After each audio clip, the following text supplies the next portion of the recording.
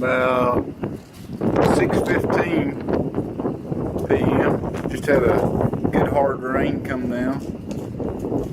Saw a little flash of lightning over there. A little flash over there. It's February 24th, and we certainly have some rough weather in the area, tornadoes around us, but not here in Zebulon. Just the conditions that are like a tornado. Interesting clouds that look really neat, and some lightning. Kind of early in the season to have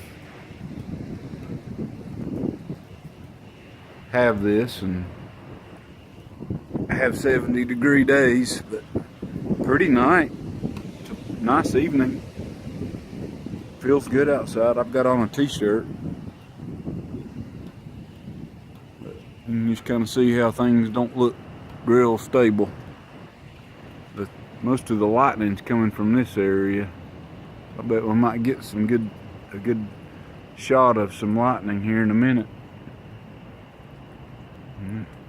Rain's starting to pick up a bit. There was a flash.